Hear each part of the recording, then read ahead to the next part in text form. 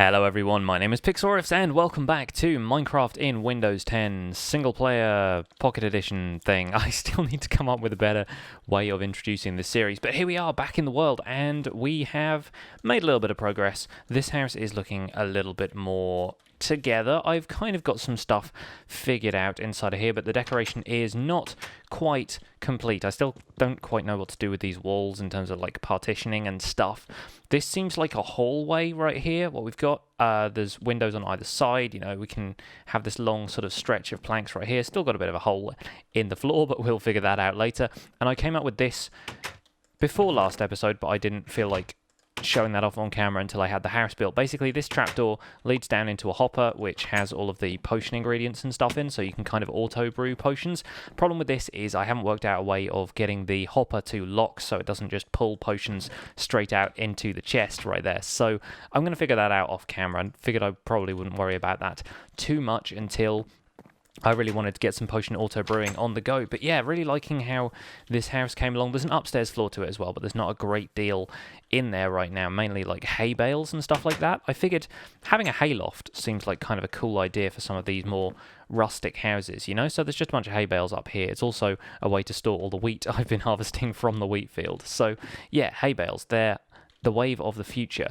So this house is getting there, and I've started on another one over here. I'm not going to build all of these on camera because they're basically the same process over and over again. You make the frame, you find some interesting blocks to fill it in, and then I'm not entirely sure what some of these houses are even going to be. Some of them are probably just going to be there for show and not have any specific purpose. I used to be all about building houses for purpose, and now I tend to be a form over function kind of guy more often than not, so that's the way things go with this stuff. But speaking of function, today we're going to take a look at the skeleton spawner. Now, I don't know if many of you guys are super interested in making mob farms in Pocket Edition, but they are super useful. They are really, really useful for gathering XP and enchanting tools with that XP, stuff like that. So I figured I would put this out there as a bit of a guide to how to make a mob spawner. Considering that I'm fairly practiced at it now, I've done a bunch of skeleton and zombie spawners. Never really done a spider spawner before, and I have one of those marked out. So maybe we could manage that in future, but generally speaking, those are just a little bit more complicated with the water flows, and that's it. So this is my spawner setup right now. It's very, very easy. There's a box containing a spawner and some water flows. You switch this off, all of the skeletons start funneling out through here. We turn it back on and they stop spawning, and then they come through to a kill mechanism over here where you can stand on a pressure plate, punch all the skeletons up into the lava, and it's incredibly noisy, but what you're left with is a bunch of XP and a bunch of drops in the chest down here. So we're going to go over into creative mode, and I'm going to show you the basics of what you need to put together to make an effective mob spawner. So you've probably all seen dungeons before. They look like this, essentially, but inside caves. You've got some cobblestone walls, you've got mossy cobblestone floor, you have a monster spawner in the middle here, and you usually have a couple of chests containing some pretty average loot. First thing you want to do is get rid of those chests and light the place up so that you don't have to deal with any mob spawns whilst you're working on this thing, because it's going to take a lot of work. It's going to take a lot of digging out, a lot of building around it, and you're not going to be one to get shot in the back by a skeleton whilst you're doing it. So the ideal surface area for a mob spawner seems to be a 9x9 box. So you're going to want to take out the walls and take out the floor, and you want a 2 tall gap underneath the mob spawner. So you're going to want to remove the floor so that you can actually stand underneath the mob spawner like this, and so that skeletons and zombies can spawn underneath there. Now, skeletons and zombies kind of require slightly different approaches to mob spawners, but not that much. The main problem really is baby zombies, but we can deal with that as we go. So, give or take the walls, this is what you want to end up with. You want a spawner in the middle here, 2 block height difference, and you want 4 blocks in every direction leading out from the spawner. And I tend to mark this out with torches while I work, just to get a decent idea of how the walls are supposed to go. And why 9x9, you ask? Because that is the maximum distance a water stream can travel, is 8 blocks. So we're basically maximizing the amount of space that the skeletons or zombies can spawn in, whilst making it possible to direct them around with water. So if I put that there, if I put a bunch of water sources, then everything is going to flow down and leave a 1 block gap down here, and this is where you start channeling the mobs into a stream that's going to lead out of the spawner. So if we put another water bucket here, for example, you can channel it into something that's going to have them all come out the corner over here. So by now you have a set of water channels running down into a single water channel that's going to lead out to your kill mechanism, and the next thing you want to do is wire the whole thing up with redstone so that you can switch the lighting in this on and off, because eventually it's going to be completely closed up, and you don't want a skeleton spawner to be running constantly, because even though it won't work when the chunks aren't loaded in, if you're around it for a long time, then things are going to be getting a little bit laggy if they're just spawning constantly. So the way I like to deal with lighting is to place redstone lamps around the outside and one on top of the spawner block like that. That also makes sure that you don't get any awkward instances where mobs spawn up there and don't walk off the platform and stuff like that. So you want basically 5 redstone lamps arranged around the outside of the room at a kind of cross angle to the spawner itself. And normally I put pumpkins at the height of the spawner just to kind of get a good idea of where the spawner is, like so.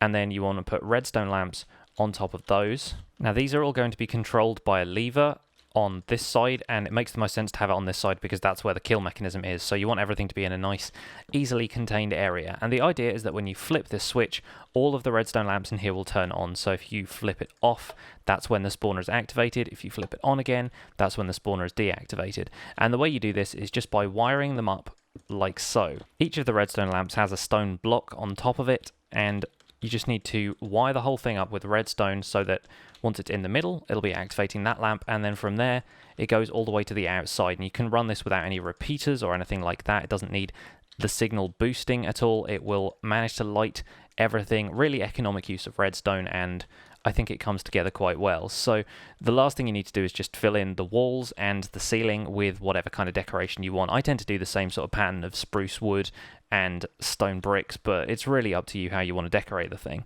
One thing to keep in mind when you're playing on Minecraft Pocket Edition / Windows 10 is that the materials you're using do actually matter. Now, I've let light through here by using slabs. Same goes for stairs. Now, on the PC edition, the Java edition, you'll find that slabs and stairs will actually block light, but on the Pocket Edition, they haven't figured that out. They haven't sorted that mechanic out. So you really want to make sure you're using solid blocks of material, which can mean that it doesn't necessarily look as aesthetically pleasing as you would like, but using solid blocks is definitely the way to go. And now we've replaced that with solid blocks, you can see that this thing is spawning skeletons plentifully. Now the idea with the water streams is to get the skeletons as far away from the spawner as possible so more skeletons can spawn in there, because there's a limit to how many skeletons you can have at once in a single space when it comes to spawning them, but once you get them away and into a kill mechanism, dead easy to rack up hundreds and hundreds of skeletons which you can then kill for your XP.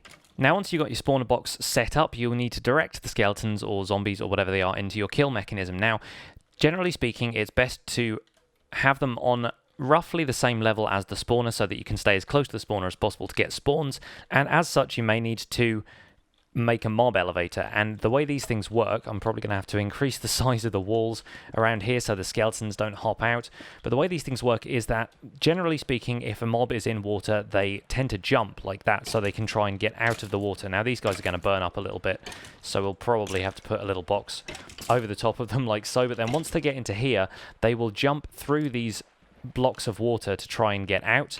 And the fact that the water is separated by signs means that there's only a single block at a time, so they don't drown, but they keep going upwards until they reach the top of this mechanism. Now the last thing you want to do is route all of these guys into a kill mechanism like I explained in the tutorial video I put out a little while ago, and you are good to go. Now the difference between skeletons and zombies is that baby zombies are produced, and baby zombies are actually quite effectively filtered out by this water flow here, because adult zombies will be able to jump up through the water blocks, whereas baby zombies will not, because they're only 1 block tall mobs. So the way to deal with them is to cut out the bottom of this here. You'll find adult zombies tend to swim to the top, whilst baby zombies will fall into a gap here, and from there you can filter them out into a separate holding area where you can just slaughter them, or alternatively you can just send them straight into a lava pit where they'll instantly burn up. I tend to like saving baby zombies because they get more XP and drops than adult zombies do, but that's pretty much up to you. So that's mob farms in a nutshell, and it's quite handy that these mob farms are part of this plateau kind of section here, because this is the bit I plan to turn into a massive castle at some point, and it's going to be really cool having a trapdoor that leads down to what was formerly a generated dungeon is actually going to be a kind of dungeon. I'm going to turn that whole area into like a cellar, I guess, and all of the mob spawning stuff is going to take place down there. So that's the plan for future episodes here. By the way, I wanted to chat to you guys briefly about this because Mojang have tweeted, a couple of people tweeted, I think Surge and Grum both mentioned this, that they are revealing something at Minecon, which is going to be the next steps towards a plugin API, which is something people have been asking for a while, but it's not going to be for the PC version of Minecraft, it's going to be for the Pocket Edition of Minecraft and the Windows 10 edition, and a lot of people have been waiting for the Java edition to have a plugin API, or what they call a modding API, basically the same thing, for